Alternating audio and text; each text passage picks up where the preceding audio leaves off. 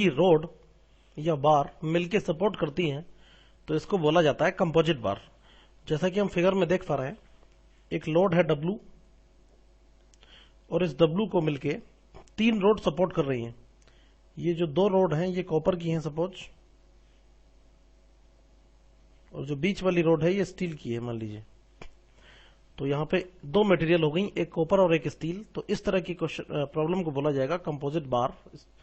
और अब हम क्या करेंगे, जब लोड अप्लाई होगा तो तीनों रोड में कुछ कंप्रेशन होगा, तो तीनों में कितना कितना स्ट्रेस डेवलप होगा ये हमें फाइंड आउट करना है। तो मान लीजिए कि जो कॉपर वाली रोड है इसमें सिग्मा सी स्ट्रेस डेवलप हो रहा है, इसमें भी सिग्मा सी क्योंकि दोनों आइडेंटिकल हैं। और ये जो स्टील वाली है इसमें सिग्मा एस के बराबर स्ट्रेस डेवलप हो रहा है। इनकी लेंथ वगैरह सब दी होंगी, एरिया और ऑफ क्रॉस सेक्शन भी दिया होगा।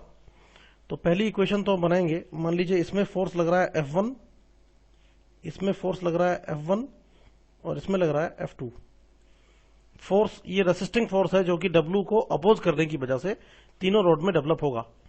तो पहली इक्वेशन हो जाएगी फोर्स को बैलेंस करने की, और ये हो जाएगी 2F1 plus F2। So W will be F1 हो जाएगा sigma C into AC 2 times plus sigma S into AS, जहां पे AC और AS हैं area of cross section of copper and steel. और इन दोनों को, so this is equation number 1। लेकिन 2 अननोन बिकॉज हमारे पास हैं सिग्मा C और सिग्मा S। सो हमें एक इक्वेशन और चाहिए होगी सिग्मा C और सिग्मा S में, so that we can calculate the value of sigma C and sigma S। दूसरी इक्वेशन को निकालने के लिए हम ये देखेंगे कि ये जो W है ये तीनों रोड पे जब लगेगा तो तीनों रोड को कंप्रेस करेगा कुछ इस तरीके से।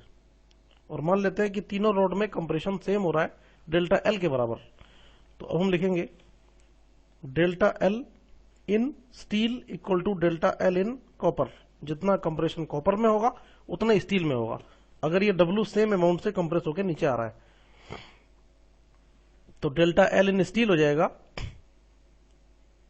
Sigma S LS upon ES, और this will be equal to sigma C LC upon EC।